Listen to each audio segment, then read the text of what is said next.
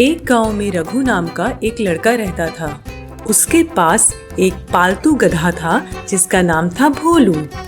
दोनों हमेशा साथ में रहते थे और दिन रात एक दूसरे के साथ खेलते थे। भोलू, तू तो मेरा सबसे अच्छा दोस्त है।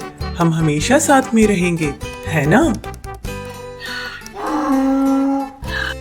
एक दिन रघु भोलू को खेतों में चराने ले जा रहा था। भोलू गधे को रेंगते हुए सुनकर वहाँ के बच्चे और गांव वाले सभी परेशान हो गए। इस गधे की ढींचू ढींचू हमें पसंद नहीं, इसे यहाँ से ले जाओ। रघु भोलू को वहाँ से लेकर चला गया। भोलू के रेंगने को लेकर सारे गांव वाले परेशान थे। वो जहाँ भी जाता उसे अपने खेतों से भगा देते।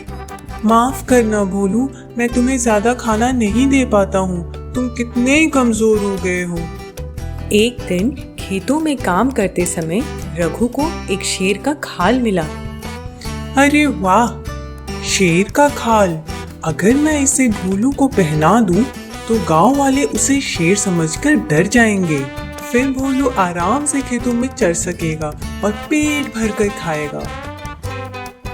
ये लो भोलू, शेर का खाल। जल्दी से शेर बन जाओ।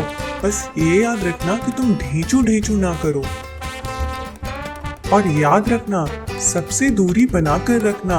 अगर पास चले गए तो उन्हें शक हो जाएगा।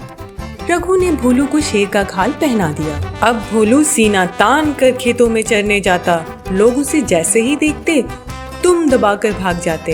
भोलू लहलहाती खेतों में खूब मजे से खाता। ऐसा बहुत दिनों तक चलता रहा। एक रात भोलू खेतों में घूम रहा था और हमेशा की तरह गांव वाले अपने घरों में डर कर बैठे हुए थे। तभी भोलू को वहां पर एक गधी दिखी। गधी जोर जोर से रेंगने लगी। गधी को रेंगता हुआ देखकर भोलू खुश हो गया और उत्तेजना में रेंगने लगा।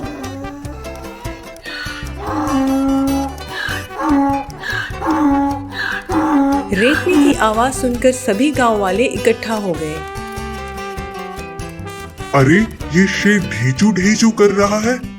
लगता है ये शेर नहीं है। चलो इसे पास से जाकर देखते हैं। गांव वालों का शोर सुनकर रघु भागा भागा आया। रुक जाइए आप लोग, ये शेर नहीं है, ये तो मेरा गधा भोलू है। ये देखिए, मैंने इसकी नकली खाल उतार दी। मैंने ऐसा इसलिए किया क्योंकि आप लोग इसे अपने खेतों में आने नहीं देते थे। पर मुझे क्या पता था कि ये अपना रंग दिखा ही देगा। सही बात है, कितना भी दिखावा कर लो पर हमारी असलियत सबके सामने आ ही जाती है। मुझे अपनी सीख मिल गई।